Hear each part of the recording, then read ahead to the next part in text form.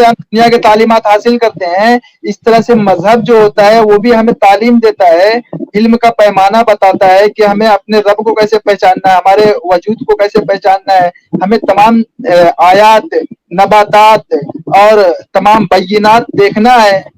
जब देखते हैं जिस जिस तरह से तमाम चीजों को, तो है ना, उतना एहसास आज तो है ना हमारे सामने दुनिया के, तो मेरे भाइयों, जो तो समझ 4000 में लोग आता है। देख रहे और हैं, इसमें अरे रुको ना, अभी बोलने का मौका दिया ना तुमको इतना सारा, रुको थोड़ा। भूल आया। जो 4000 लोग देख रहे हैं, हमारे उबैद भाई और इनके जैसी सोच अक्सर मुसलमानों की है कि मोहब्बत का पैमाना ये है कि वो, उसकी शर्त है ईमान। अगर उसने ईमान छोड़ दिया, उसकी मोहब्बत कचरा हो गई, खत्म हो गई, चाहे वो आपसे खुद से ये इजहार करे कि भाई मैं तुझसे बहुत मोहब्बत करती भाई हूँ, बोल मैंने लिया, मैं तेरे लिए बोलूं? 10 बच्चे। नहीं, मैं बोलूं, दूंगा मौका आपको। मैंने आपके 10 बच्चे पैदा किए, आपकी तसल्ली की, आपको तस्कीन पहुंचाया। मैं बहुत मोहब्बत करती हूँ, मेरे बच्चे हैं, मुझे मत छोड़िए इस जहालत के वजह से, इस्लाम की वजह से। मैं आज भी आपके साथ रहना चाहती हूँ। तो ये कह रहे हैं कि उसकी मोहब्बत गटर में गई अगर उसने ईमान छोड़ दिया, इस्लाम छोड़ दिया। ये सोच देता है इस्लाम मेरे भाइयों।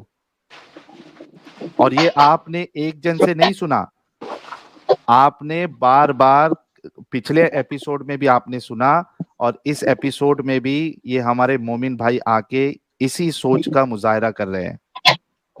सुनो, मैं तुम्हें बता रहा हूँ, ईमान और जो कुफ्र है ना, जब कुफ्र पे आ गए ना, तो ईमान रह ही नहीं गया, अमान रह ही नहीं गया कि अमनो अमान से रह सके। हम्म। जब किसी के साथ कोई रहता है ना, तो उससे अमनो अमान चाहिए।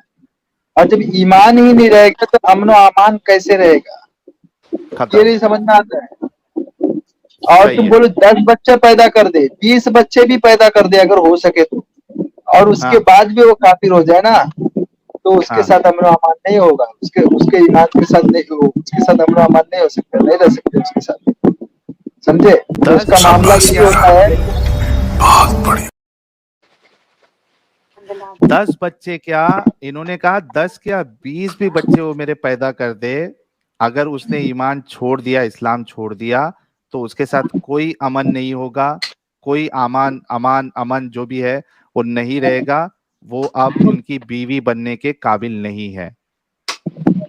ये है इस्लाम और ये है हमारे मुसलमान। बहुत जबरदस्त। अच्छा, मुझे एक बात बताओ अभी। अच्छा सुन साहिल, सुन स्मृति साहिल, चीचा। बात बात ओबे भैया बात तो सुनो ना। पूरी बात बोलता है, मगर ऐसा नहीं है, तो बात टॉपिक टॉपिक पे नहीं आता है। ये तो एक डिस्कस करते हैं एक बात पे ना, जैसे कोई किसी मसले पे इख्तिलाफ हो जाए, उस एक टॉपिक पे डिस्कस करना। इस्लाम पे पहले अरे डिस्कस करते हैं कर ना। लेते हैं, आखिर इस्लाम के अंदर क्या अरे गंदगी तुम्हें नजर आती सुनो ना, सुनो ना, तब उबैद भाई, हमेशा हम एक एक टॉपिक पे तो डिस्कस करते हैं, आज ये मुर्तद वाला टॉपिक है, इस पे, इस वजह से इस पे कर रहे हैं। अच्छा, मुझे एक बात है? बताओ जैसे उबैद जैसे भाई। उसके उसके बैकग्राउंड में जो बात आती है उसके ऊपर भी डिस्कस कर देगा ना। हाँ, अच्छा। हाँ, मुझे मुझे एक बात बताओ उबैद भाई, कि अभी समझ लो आप इंडिया में रह रहे, ठीक है, इंडिया में है ना आप, अभी यहाँ पे आपके पास पर्सनल लॉ बोर्ड है, घर का दरवाजा पूरा अभी देती क्या हुआ? बीवी पटके आपको अभी। क्या फर्क पड़ता है? हाँ। फटके से मेरा फटका भी कम नहीं पड़ता। अच्छा, तुम भी पटके देते हो बीवी को? क्या करेंगे, फटके ही खाएंगे। कैसा सच्चा कैसा मारते मोमिन हो? है सलमान। सच्चा लाल करते मोमिन हो, है। क्या करते हो? क्या? बीवी को मार मार के लाल करते हो? लाल लाल लाल लाल करते काली, हो ना बीवी हाय को मार के? लाल काली, लाल काली करते लाल हैं। काली करते हैं ये अपनी लाल बीवी को काली मार पीली, के? हाय। लाल काली पीली। अरे शर्म करो ईमान वाले भाई। रम पम पम। नहीं भाई, बोलने दो, बोलने दो, बोलने दो, बोलने दो। क्या? नहीं नहीं, बोलो, आप बोलो, आपकी सुनने लाल के लिए काली बैठे हैं हम, पीली आप करते बोलो। मार मार के। अरे भाई क्या इधर पे क्या ये हल जोतने ले भाई हल जोत। गाइस, और इसमें कोई प्रॉब्लम नहीं है ना मारने में? हाँ? अरे भाई मेरे मारने में तो मारने की बात क्या है? मारने की बात ऐसा नहीं है कि जिस तरह से तुम लोग इस्लाम के ऊपर अफवाह उड़ाते हो, है ना? इस तरह से मारने का भाई नहीं है। तुम्हारी बीवी मारने ने का क्या किया है? वो तो कोई मारने अफवाह नहीं का उड़ा रही, है, उसको क्यों एक मार रहे हो? लिहाज है। नहीं नहीं, तुम्हारी मारना बीवी ने नहीं तो कोई है, ये अफवाह नहीं मारना उड़ाई। भाई। अल्लाह के तुम्हारी नबी ने बीवी ने कहा ना कोई अफवाह उड़ाई, तुम्हारे साथ तुम रह अपनी रही है बीवियों बेचारी, को क्यों इस तुम तरह फिर से उसे मारते मार हो रहे जिस हो। तरह से तुम्हारे हाथ गुलाम। नहीं टूट जाते यार उस पे हाथ उठाने से पहले। भाई तेरी तो कहीं पे रुकते नहीं है, टॉप टॉप पे मारते हुए फट फट जा घुस जाता है, वैसे ही लगाते जाते हैं उसमें। मैं बोल रहा अल्लाह के नबी ने यहाँ मिसाल बहुत दिया, फखर की एक बात है। गुलाम का मिसाल दिया, जिस एक बात पे गुलाम डूब का के मर मिसाल जाना दिया। चाहिए वो बात तुम फखर अच्छा से बता रहे हो। भाभी जी लानत से है भाई बात तुम्हारी यार करा शक्ल तो पे। सकते हो? माथे की बात करना, कुछ माथे की बात करना, माथे के बाहर की बात उबैद में भाई, करेगा तो उबैद भाई कोई सुनो ना, कोई सुनो ना स्टोरी उबैद बनने भाई, वाली नहीं। उबैद भाई भाभी जी से बात कराओ जरा। नहीं नहीं, वो बात नहीं करती वो मेरी, बात करेगी। बात दिमाग तो नहीं ठीक है। अरे शर्मा गए यार, नहीं, शर्मा गए हम उबैद भाई, शक्ल नहीं तुमने देखेंगे। शर्मा आप गए कमरा देखा। कैमरा बंद कर दो। आप हम वैसे उनसे हेलो हाई कर लेंगे। बिल्कुल नहीं होने, मैं नहीं बात कर रहा था। मैं चलो अरे वो ठीक सब कराओ, है। क्या शर्मा रहे हो? अरे नहीं क्या नहीं, शर्मा रहे हो यार? जिसको अरे बात कितनी करना हो शर्म आ बात रही है करना हो, आपको? जिसने कभी बात नहीं की वो कभी नहीं बात कर सकता है। जिसको बात करना आता है वो बात कर सकता है। अभी देखो जो तुम अरे आप हजरत आयशा रज़ियल्लाहु अन्हा के ऊपर इल्जाम लगाते हो, हाँ, उन्होंने 3,000 हदीस रसूलुल्लाह सल्लल्लाहु अलैहि वसल्लम के बारे में बताई और तुम वो इल्जाम लगाते हो हजरत आयशा रज़ियल्लाहु अन्हा के ऊपर, है ना, कि नबी सल्लल्लाहु अलैहि वसल्लम से जो अच्छा है वो आज टॉपिक नबी नहीं सल्लल्लाहु है। अलैहि वसल्लम ने गलत किया इस कम उम्र में सुनो शादी ना, करके। आप लोगों को देखो सोचना देखो चाहिए उबैद कि भाई, उबैद भाई, इतने बड़े मकाम और मर्तबे पे फायज है आज जो वो नबी टॉपिक नहीं नबी है। है ना? आज वो तो टॉपिक नहीं सोचना है। चाहिए ना कि अच्छा मेरे को एक इस बात चीज बताओ, को आज के टॉपिक पे इसको बात पेश करते हैं, करना सुनो चाहिए। ना। अरे मेरे हम्म। भाई आज के टॉपिक पे बात करते हैं, सुनो मेरी बात पहले सुनो। ये देखो साहिल फ्रॉम ड्योसलैंड कह रहे हैं, I am 40 year old marrying a beautiful sexy 30 years old girl though I don't think of morality, what you think, is it fine? भाई 40 ईयर्स और 30 ईयर्स में कर रहे हो तो इसमें क्या प्रॉब्लम है साहिल भाई? आप आप और वो अगर दोनों राजी है एक दूसरे से शादी करने के लिए, बोथ आर मेच्योर, तो हमको क्या प्रॉब्लम है? आप कर सकते हो। आप जो है वो 20-21 साल वाली से भी कर सकते हो। If you both are mature and understand कि आप दोनों जो है एक दूसरे के लिए कंपैटिबल हो, इट्स अप टू यू, करिए बिंदास शादी। ये सवाल आया कि मुझे समझ में नहीं आ रहा। खैर, हाँ उबैद भाई टॉपिक पे आते हैं। मुझे ये बताओ कि अभी तो आपने ये तो कह दिया कि आपकी बीवी भी होगी तो उसको जो है वो आप छोड़ देंगे, तलाक दे देंगे या तलाक हो जाएगा, और इस्लाम की रूह से उसको मार भी देना चाहिए, ठीक है। बात मुझे एक देखो, बात बताओ। देखो नहीं, मारना ऐसा नहीं है भाई। तुम्हें मुंह पे मारने पे मना किया गया, तुमको इतना भी नहीं बात अरे समझ में वो आया। नहीं, मैं मुंह पे मारने मुर्तज पे की मना किया बात गया, कर रहा सुनो। हूँ। और जो मारने का जो लफ्ज आया है ना, वो लहेज का लफ्ज आया है। लहेज, अरे लहेज करो, मैं लहेज को मुर्तज की लहेज बात कर करने को रहा आया है। हूँ, रुको अरे थोड़ा। फिर मैं आपने वो मारने की भी तो बीवी, बात किया ना अभी। नहीं मैं अभी इस पे तो टॉपिक पे बोला बात तुम कर रहा बीवी हूँ। को मारने की बात किया था ना, तो वो अरे लहेज है। लहेज लफ्ज लिहाज से है। अगर मेरे लिहाज भाई, लिहाज तोड़े ना तो उसको तुम लहेज कर सकते हो, ना कि उसे ना कि उसे सुनो मेरी जो बात, है गुलाम की तरह उबैद पीटा भाई जाएगा। थोड़ा समझे? ब्रेक लगाओ, थोड़ा ब्रेक लगाओ। हाँ, आज ये टॉपिक नहीं, नहीं ये है। जो बात बोला है जब तो ये उसको देखो इसी वजह से मजबूरी में मेरे को म्यूट करना पड़ता है फिर। आज वो वाइफ बीटिंग का टॉपिक नहीं है, इस वजह से हम इस पे बात नहीं कर रहे। आज हजरत आयशा की शादी की टॉपिक नहीं है, इस वजह से हम इस पे बात नहीं कर रहे। मुर्तद के ऊपर जो हमारी बात चल रही है उस पे मैं बात कर रहा हूँ। मुझे ये बात बताओ कि अभी आप हिंदुस्तान में हैं, ठीक है। आपने कहा मेरी बीवी अगर काफिर हो जाएगी, काफिरा हो जाएगी तो मैं उसको छोड़ दूंगा, ठीक है। और अगर इस्लामिक शरिया वाले कानून में होती तो उसको कत्ल भी कर देते थे। अब मेरा क्या सवाल आपसे ये है। कत्ल? मैं क्या बोलूं, जहालत में कत्ल नहीं है। जहालत में कोई करता है तो जहालत में कत्ल नहीं है। नहीं सोच अगर समझ के, अगर नहीं, जिहालत नहीं अगर सोच समझ के। सोच समझ कर करता है तो तुम लोग जिस तरह से इस्लाम को बदनाम कर रहे हो ना, तो वो बदनाम नहीं। इल्हाद करना है। इल्हाद अरे मेरे करना भाई है। अभी रुको, कैसा है, इल्हाद मेरी जो बात करेगा सुनो, तो उसका कत्ल जायज है। मेरी बात इल्हाद सुनो, मेरी करेगा, बात सुनो, तुम्हारे साथ मेरी बात इल्हाद सुनो। करना कत्ल। मेरे भाई रुको थोड़ा, मेरी बात सुनो। मैंने कहा है कि एक इंसान सोच समझ के इस्लाम छोड़ देता है, मुर्तद हो जाता है, उसको मौत की सजा है कि नहीं है? बिल्कुल। हाँ बस इतने पे रहो। अब मुझे ये बात बताओ कि इस्लामिक कानून में अगर आपकी बीवी जो है वो सोच समझ के इस्लाम छोड़ती है, 3 दफा उसको समझाया जाता है, लेकिन वो नहीं मानती, वो कहती है नहीं इस्लाम गलत है, मैं इसको नहीं मानती, तो उसको इस्लामिक लॉ के हिसाब से कत्ल किया जाएगा। ठीक है, मेरा सवाल हाँ आपसे ये है, हाँ मेरा सवाल आपसे ये है कि आप अभी हिंदुस्तान में हैं, ठीक है, अब हिंदुस्तान में राज्यसभा में बिल पास हो गया है यूसीसी का, कुछ वोटिंग वोटिंग हुई है, उसमें पलड़ा जो है वो यूसीसी लाने का भारी है।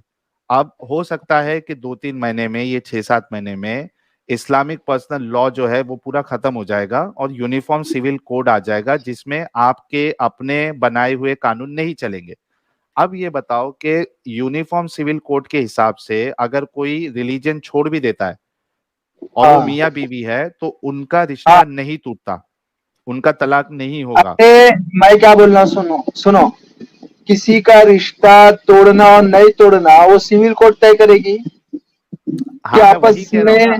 किसी के, मैं किसी के आपस में, किसी के आपस में, हाँ, अंडरस्टैंड नहीं है जो आपस में रहने वाले, हाँ, हम्म। अंडरस्टैंड नहीं है तो वो सिविल कोर्ट तय करेगी कि तुम नहीं अलग हो सकते हो। हाँ सिविल कोर्ट में केस जाता है, देखो जब तलाक का मामला हाँ आता है ना, डिवोर्स का, सुनो ऐसी कोई किसी को तलाक नहीं दे सकता। डिवोर्स का जो तरीका होता है वो आप और आपकी वाइफ जो भी फाइल करेगा, दोनों की हियरिंग होगी और उसके बाद फिर फैसला होगा कि आप जो है, यानी मिसाल के तौर पे आप तलाक देना चाहते हैं लेकिन आपकी वाइफ नहीं देना चाहती है, तो आपका तलाक नहीं माना जाएगा। ठीक है, तो मैं आपसे ये पूछ रहा हूं कि इंडिया में सिविल कोड आ जाएगा, उसके हिसाब से आप आपकी शादी नहीं टूटती, यानी कोई अगर पार्टनर जो है मजहब छोड़ देता है तो उसकी शादी नहीं टूटती। अब बताओ कि इंडिया के कानून को मानोगे और अपनी बीवी को रखोगे आप, या फिर इस्लाम के कानून को मानोगे और अपनी बीवी को निकाल दोगे, क्या करोगे? सिविल कोर्ट कानून क्या डालेगा, किसी के पर्सनल में इंटरफेयर करेगा सिविल कोर्ट, खत्म हो रहा, खत्म, हाँ इंटरफेयर खत्म। करेगा। अगर उनके हाँ अंदर अंडरस्टैंडिंग नहीं है तो सिविल कोर्ट की माँ की नहीं, आंख, आपकी सिविल बीवी, कोर्ट कौन होती है उनके बीच में बोलने वाली? नहीं आपकी बीवी आपको तलाक नहीं देना चाहती है, आप उसको देना चाहते हैं, अरे आपकी बीवी बीवी, नहीं देना चाहती। बीवी बीवी कहाँ से देगी? बीवी को मैं दूंगा तलाक, बीवी नहीं कहाँ से आप, देगी? और अरे भाई बीवी का आपको बाप अभी हक खानदान भी कहाँ नहीं से देगा? देगा। कोई बात। अरे मैं बोल रहा सिविल कोर्ट की माँ की आंख, सिविल कोर्ट कहाँ से देने वाली? जब अब बीवी में अंडरस्टैंडिंग रहेगी तो सिविल कोर्ट मतलब कहाँ लॉ से को नहीं मानेंगे आप, आएगी अपना अपना आप लॉ को नहीं निचवाड़ा मानेंगे, चाटने? लॉ को नहीं मानेंगे। अरे लॉ की माँ की आंख, लॉ काय को माने? लॉ काय को कोई देखो मानेगा?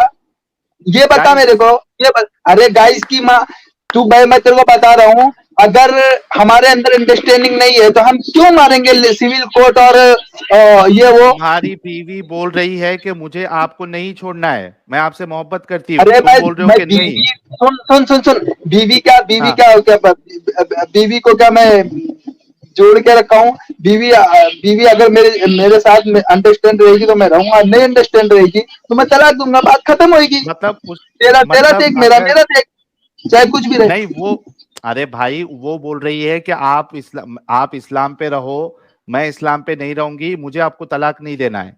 और लॉ कह रहा है इंडिया का सिविल कोड, जब यूनिफॉर्म सिविल कोड आ जाएगा कि आप ऐसा तलाक नहीं होता, आपकी वो बीवी ही है, तो आप कह रहे हो कि मैं उस लॉ को नहीं मानूंगा, चाहे अभी उस लॉ में अगर अरे आपको 3 साल की एक बात सजा बता मिले मुझे, तो एक आप, बात बता, रुक मेरी एक बात बता।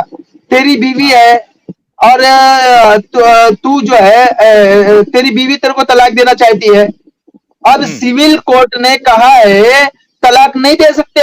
ये कौन सा सिविल कोर्ट का इंटरफेयर करने का बिल्कुल, कर सकती क्योंकि है? सिविल कोर्ट काय को इंटरफेयर करेगी, करेगी? चाहे बिल्कुल, वो बीवी का हो बिल्कुल, चाहे वो शौहर का हो, कोई भी बिल्कुल, एक दूसरे को अगर अलग ना नहीं मानता शौहर, है, नहीं तो काय नहीं को इंटरफेयर करेगी? वो अपना अलग हो जाए, करती, करेगी भाई, कोई मेरे किसी को भाई नहीं कर थोड़ा सकता है। थोड़ा सब्र कर ले, थोड़ा पानी पी ले। पानी बिल्कुल, नहीं, तू अगर, मेरे को इसका जवाब दे पहले। अच्छा थोड़ा दोनों में से, मैं जवाब दे अगर रहा हूँ, अरे बीवी भाई के ऊपर ये मामला आ जाए मैं फिर क्या जवाब दे करेगी? रहा हूँ, थोड़ा रुक जाना भाई, मैं जवाब दे रहा हूँ।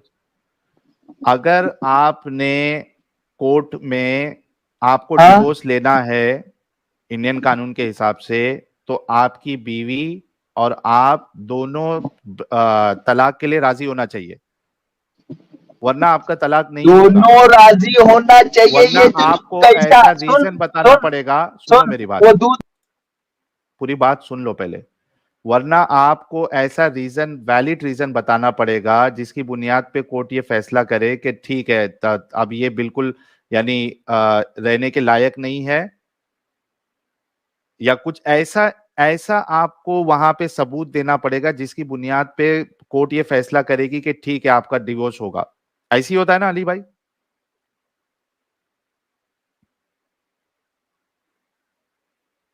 अली भाई ओके ठीक है, अली भाई शायद म्यूट पे है। तो मेरे भाई सिर्फ अकेले अरे आप तलाक नहीं दे सकते बीवी को कि भाई उठ के 3 तलाक बोल दिया और तलाक हो जाए। अरे तेरा दिमाग खराब है। अभी बीवी अगर यही बात बीवी करना चाहे, तलाक देना चाहे तो हाँ, फिर क्या बीवी नहीं ले शौहर सकती। बोले मैं नहीं तलाक देना चाहता हूँ, तब क्या करेगी बीवी? नहीं नहीं नहीं ले सकती, नहीं ले सकती है। नहीं ले सकती यानी है, वहां कोर्ट दोनों में में केस से होगा। एक भी इंकार करेगा तो दोनों में से नहीं हो सकता।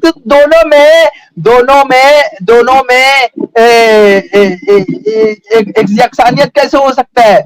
दोनों में इंसाफ कैसे हो एग्जैक्टली सकता है?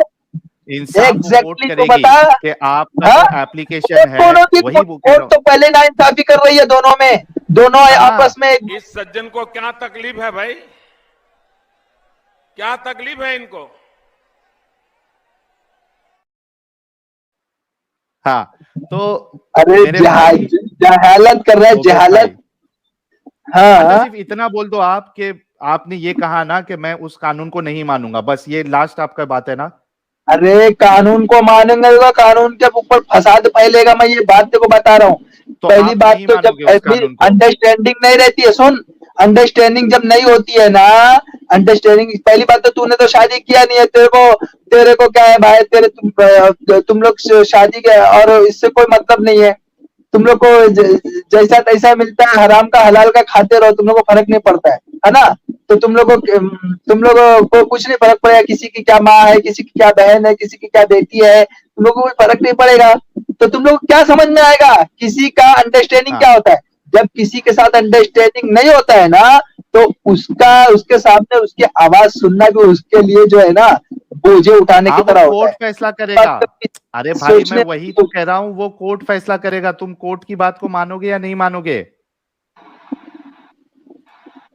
कोर्ट हाँ, फैसला कौन करेगा, फैसला कोर्ट करेगा? की बात हाँ को मानोगे या नहीं मानोगे वो हाँ पूछ रहा हूं। हाँ, बिल्कुल बिल्कुल बिल्कुल। अगर वो कोर्ट तक मामला जाता है और अगर अगर अलग नहीं होना चाहते हैं, अगर मियाँ में से एक बोलता है कि मैं नहीं अलग हो, एक बोलते हैं अलग होएगा, अब बीवी बोल रही और है कि मुझे अलग नहीं होना है। उसके बाद बीवी में बोल रही है कोर्ट मुझे इसके तलाक ऊपर नहीं चाहिए। कोर्ट इसके ऊपर फिर से रोज का लफड़ा होएगा, रोज का कोर्ट का लफड़ा होएगा। और जितना केस वो पड़ा है मानोगे उसके या ऊपर नहीं एक और मानोगे? केस, कोर्ट बोलेगा, कोर्ट फैसला करेगा। भाई एक बोलना नहीं रहना है, एक बोलना रहना है। अब कोर्ट किसके हक में हाँ फैसला करेगा? खाली कोर्ट औरत वही के तो बोल हक रहा में हूँ, फैसला तुम्हारी करेगा? तुम्हारी दलीलों को सुनेगा, उसकी दलीलों को सुनेगा, उस दलील हिसाब से क्या कोर्ट फैसला देगा? करेगा। अगर दलील कोर्ट क्या ये देगा? फैसला करता है, मेरी भाई सुन, अरे ओबे दलील पहले बात सुन ले, दलील मेरे बात पहले सुन ले। अगर ये कोर्ट फैसला दे देता है जो तुम्हारा रीजन है, ठीक है, जो तुम्हारा, ओपन योर आइज आप जुड़ सकते हैं, या कोई लॉयर है वो जुड़ सकता है, ठीक है, बाकी लोग ना जुड़े। कोई यार लॉयर बोर हो है, साहिल क्या भाई मैं ये बकवास करने के लिए? मैं हाँ बोल रहा हूँ, मेरे भाई मैं दो ही बात बोल रहा हूँ, दो ही बात में से यार एक चुप बात बोल तो रहा हो हूँ। जाए कर भाई। सुन, थोड़ा रुक ना बकवास भाई, करने के लिए नहीं आया हूँ, सुन।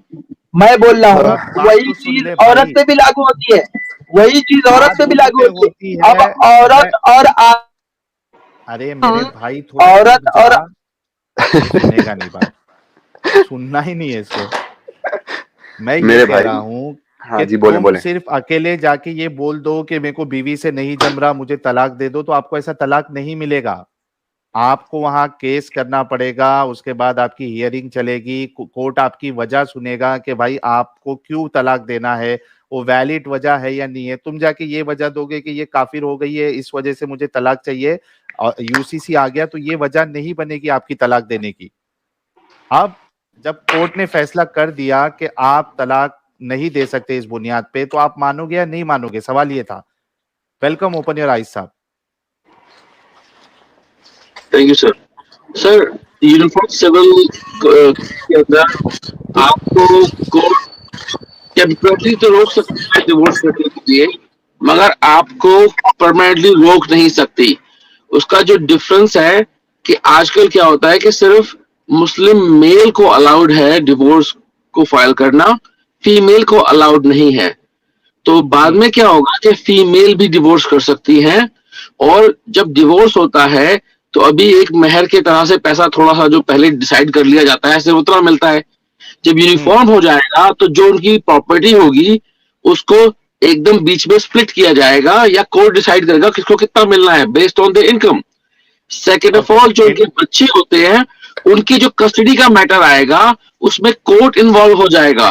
अभी सिर्फ मेल डोमिनेंट है, मगर डिवोर्स करना तो अब इसे किसी को भी अलाउड है।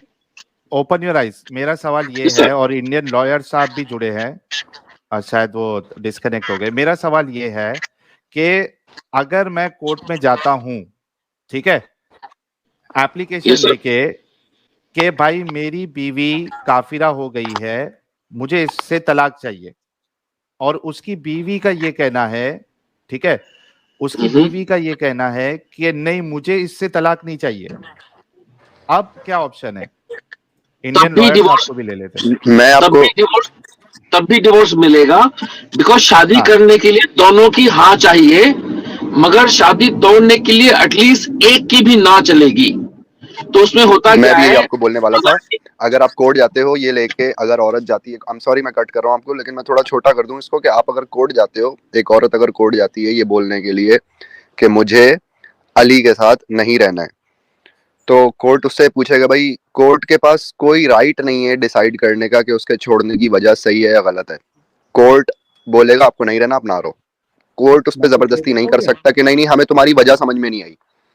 समझ रहे? औरत के पास राइट है कि वो जब चाहे जिसे चाहे छोड़ दे बगैर वजह के, बस उसकी दिल भर गया, बस उसका दिल भर गया। एक्स मुस्लिम अली भाई, यहाँ पे कोर्ट में जो डिवोर्स के केस जो है सालों साल तक फिर लटके पड़े रहते हैं। मतलब एक किसी को अगर डिवोर्स लेना है तो उसको मिलता नहीं है डिवोर्स। तो वही तो वो जो जज है ना, वो जो जज है वो पिछले 10 साल से बोले जा रहे हैं नहीं मुझे आपकी तलाक की वजह सही नहीं लग रही। भाई जज कौन होता है बोलने वाला? एक औरत ने नहीं रहना, बस नहीं रहना, सिंपल। नहीं ठीक है, that is a different thing Ali भाई, that is a different thing whether it is right और रॉन्ग। हम कानून समझ रहे हैं और क्या ये कानून का पालन करेंगे या नहीं हमें वो जानना है। इंडियन लॉयर साहब, हाँ इंडियन लॉयर साहब आपका इस्तकबाल है। Thank you. देखिए सर, आप लॉयर है? जी मैं लॉयर हूँ।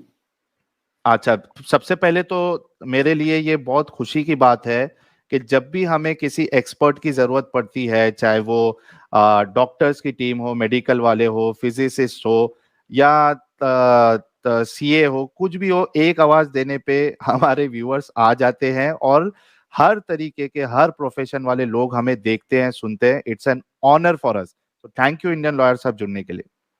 थैंक यू साहिल, ये मेरे लिए भी ऑनर है। आप जो काम कर रहे हैं उसके लिए बहुत करेज और बहुत गट चाहिए और बहुत हिम्मत चाहिए। तो अगर हम लोग आपका कुछ हेल्प कर सके तो this is you know our honour too. So it is an absolute honour to be on your show. देखिए इंडियन लॉयर साहब, मेरा एक सवाल आपसे ये है कि मान लो कि यूसीसी आ जाता है, ठीक है, और ये जो पर्सनल लॉ बोर्ड है हट जाता है। अब उस सूरत में अगर एक शौहर जाकर कोर्ट में यह अर्जी देता है कि मेरी वाइफ ने चूंकि मजहब छोड़ दिया है, इस वजह से मुझे इससे तलाक चाहिए, अब लॉ के हिसाब से क्या ऑप्शन है? देखिए अब चूंकि यूसीसी आ गया तो उसका लॉ वाला ये रिलीजन वाला जो लॉ है उससे चलेगा नहीं।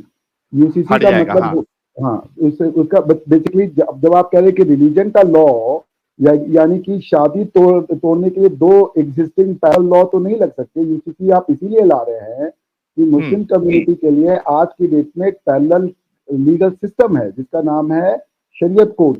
वो अगर उनके बीच में हस्बैंड और वाइफ के बीच में अगर विवाद होता है तो वो इंडियन कोर्ट्स में नहीं आते, क्योंकि जो रेगुलर कोर्ट है फैमिली कोर्ट उसमें नहीं जाते हैं, क्योंकि वो उनके पर्सनल लॉ होने के कारण जो ये फैमिली मैटर है उसमें नहीं जा पाता है। ठीक है ना, वो अपने काजी क्या जाते हैं वहां से शादी को तुड़वा लेते हैं। लेकिन जब यूसीसी का मतलब हो जाएगा, यूसीसी आ जाएगा, तो फिर ये जो शरिया लॉ है और ये लॉ है, ये सारे खत्म हो जाएंगे। जैसे हिंदू लॉ में मिताक्षरा स्कूल क्या कहता है, दयाभागा स्कूल क्या, सब खत्म हो गया। अब जैसे मेरा भी यही सवाल था आपसे कि फिर ये तो, अब मैं सही अगर टर्म यूज ना करूं लीगल टर्म्स, तो उसके लिए माफी, लेकिन बजाय इसके कि पर्सनल लॉज हों अलग अलग कम्युनिटी के, कितनी अच्छी बात हो जाएगी कि एक स्टेट गवर्न पॉलिसी हो।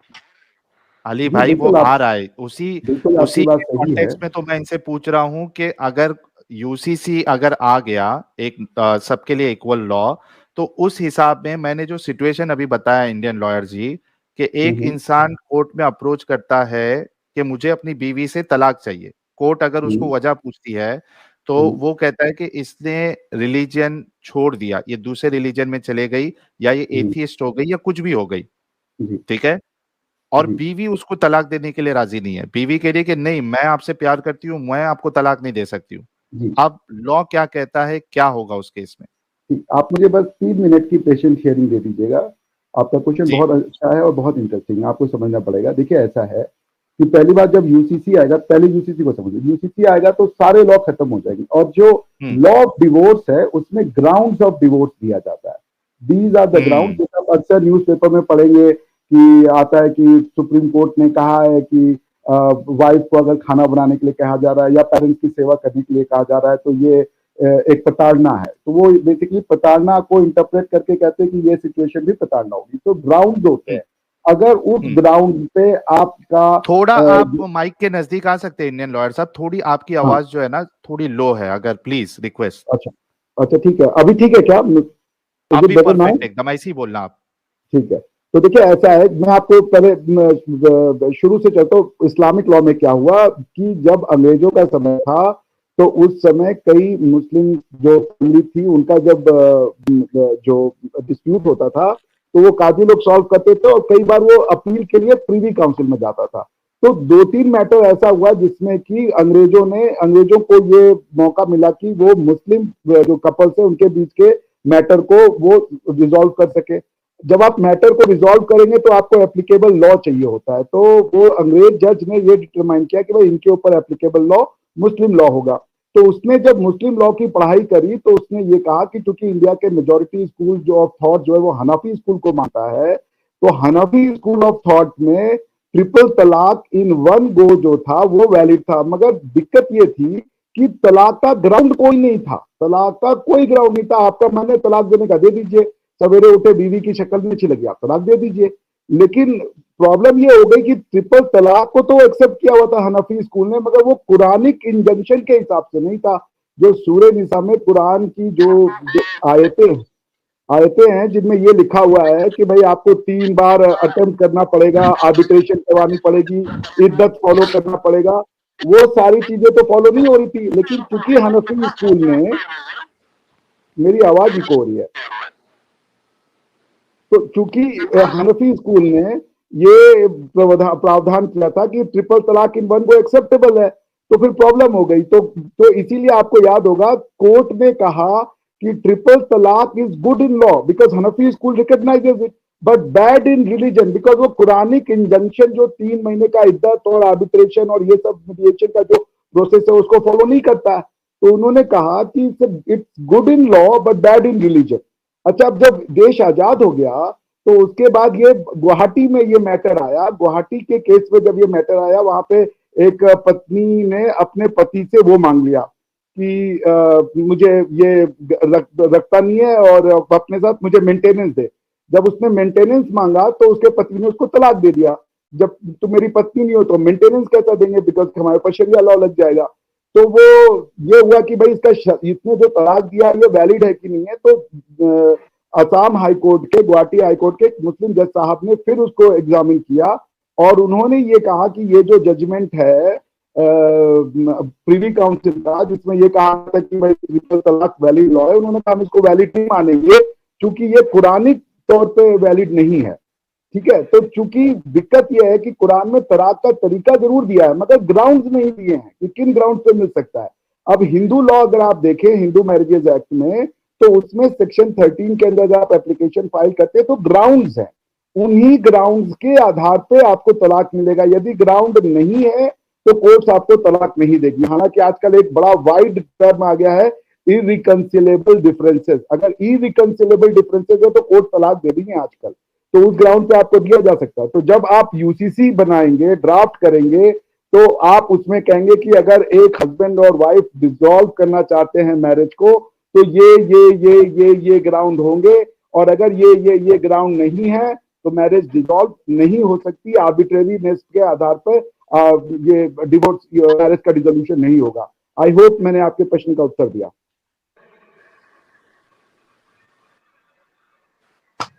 हाँ, थैंक यू इंडियन लॉयर साहब। मैं कह रहा हूं कि उसमें अगर ग्राउंड्स में ये बात लिखी जाती है कि रिलीजन का छोड़ देना ये कोई ग्राउंड नहीं है तलाक देने का। एग्जैक्टली, ये मैं कहना चाह रहा था सभी लोगों को। जी हेलो। हाँ जी, हाँ, मक्का फाउंडेशन में अपनी बात रखो। साहिल भाई, मैं इंडियन लॉयर जी से 2 मिनट बात करना चाहता हूँ। जी हाँ, hello sir. Sir, I am 3rd year student of law. तो ये जो आपने केस बताया था कि बेसिकली जो लेडी का उसके हस्बैंड, ये मेरे ख्याल से 1985 में शाहबानो केस था, आसाम का जो आप बोल रहे हैं। गुवाहाटी हाईकोर्ट का केस था।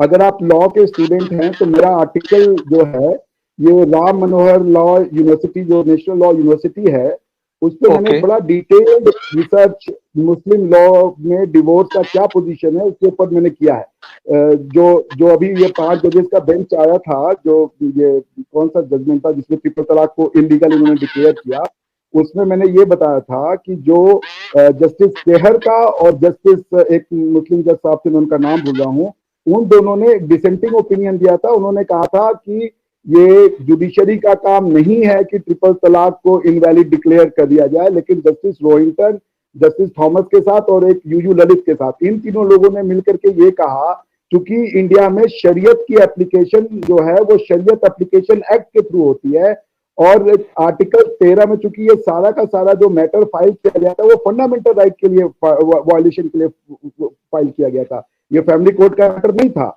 और आर्टिकल 13 जो है संविधान का, उसके अंदर में पर्सनल लॉज जो हैं वो दायरे से बाहर हैं।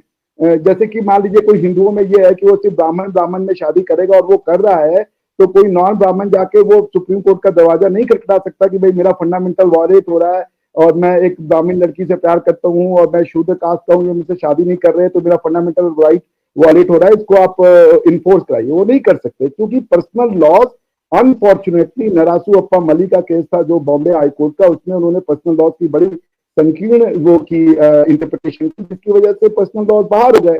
तो सारे के सारे पर्सनल लॉज ये जो मुस्लिम वाले थे या इसके वाले थे वो बाहर हो गए, हिंदुओं का कोडिफाई हो गया था 1954 में। लेकिन अगर आप बात के केसेस बढ़े, जैसे इंडियन लॉयर्स एसोसिएशन का सबरी अमल्ला केस में और सब केसेस में सुप्रीम कोर्ट ने बार बार कहा है कि समय आ गया है कि नरासू अप्पा मली को रिविजिट किया जाए, पर्सनल लॉज को आर्टिकल 13 के दायरे में लाया जाए और फंडामेंटल राइट का मैटर बनाया जाए। राइट सर, अभी के टाइम पे 2014 में सिमोन स्ट्रीट और एक शायद में भी सुप्रीम कोर्ट की थी हिरम चोरेस, ये 2 लोग ने इसके ऊपर यूनिफॉर्म बिल के ऊपर उन्होंने ये किया था, कंडक्ट किया था, और उसके रिगार्डिंग ये लॉन्ग टाइम से प्रोसेस कर रहा था 2014 में। और अभी एक शाहबानो केस का मैंने स्टडी किया था, उसमें उसके हस्बैंड ने उसको फोन के ऊपर ही तलाक दे दिया था, और जब उसने हजानी की अपनी बात किया था तो उसके घर वालों ने उनको मारपीट के घर से निकाल दिया था। तो उसके बाद से फिर 2014 से प्रोसेस चला था, और मे बी एज पर जहां तक मेरी नॉलेज के हिसाब से ये यूनिफॉर्म बिल बहुत जल्दी आ जाएगा, और जो मुस्लिम पर्सनल लॉ बोर्ड में प्रॉब्लम हो या हिंदू मैरिज एक्ट में जो भी प्रॉब्लम थी, अभी वो सिंगल यूनिफॉर्म बिल हो जाएगा वो। ये तो इसकी जरूरत, पार्लियामेंट की जरूरत है नहीं, अगर स्टेट गवर्नमेंट लाना चाहे, क्योंकि फैमिली मैटर जो है वो कंकरेंट लिस्ट में पड़ता है। अगर आप लॉ के स्टूडेंट है तो आप समझेंगे, तो स्टेट गवर्नमेंट ला सकती है। जैसे आप देखिए उत्तराखंड में ला रहे हैं और 1-2 स्टेट्स में बात है, सारी स्टेट्स ला दे, गोवा में ऑलरेडी है, ये तो पावर है। एक इसमें सवाल मेरा भी है। अब मुझे नहीं पता कि सिर्फ शादी की हद तक महदूद रहेगा ये लॉ, या ये बाकी जिंदगी के हिस्सों में भी इफेक्ट करेगा।